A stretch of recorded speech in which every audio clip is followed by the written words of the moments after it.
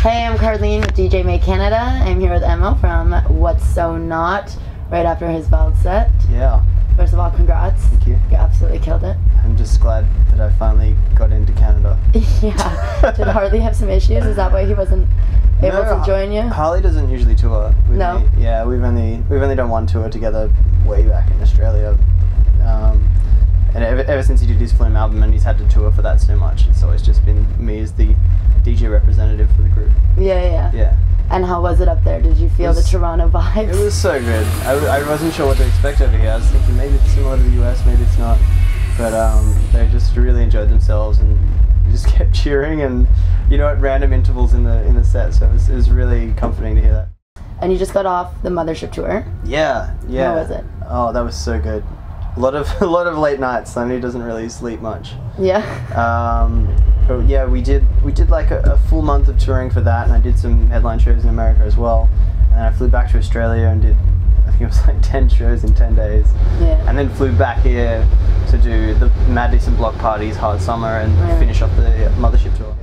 And today marks the beginning of your Canadian tour, correct? Yeah. I couldn't get out here the first couple of times. There's just some issues like back end stuff, and I'm just so excited to finally be here. There was a bit of heat sort of backlash when we didn't come, and I felt so bad, but we couldn't really do anything about it. And it was kind of a good sign though, because it meant there was demand over here. Yeah.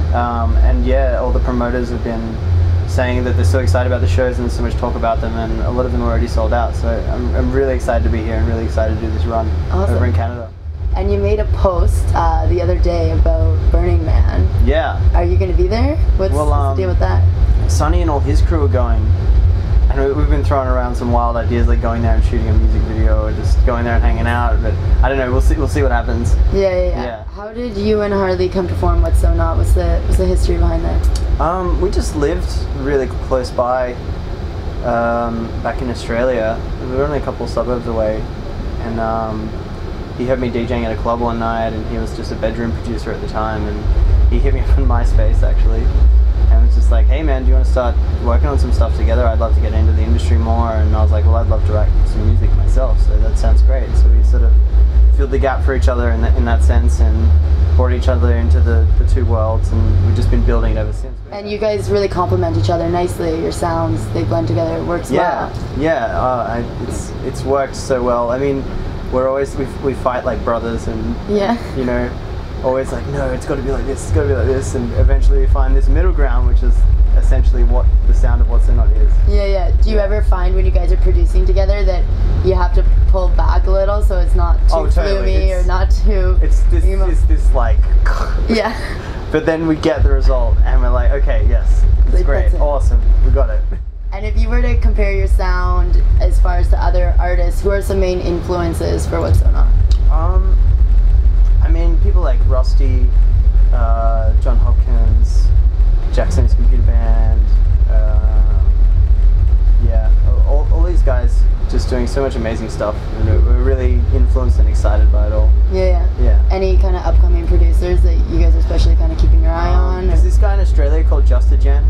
Okay. He's really cool. This guy, I think it's a group of guys called Losco. And last question, if you could have your dream set, so you got to choose a festival or the location, the venue, other artists that would be there with you, what would that look like? I have no idea. I was talking to Sonny actually, he just went to Russia. He said it was one of the wildest shows he's ever done.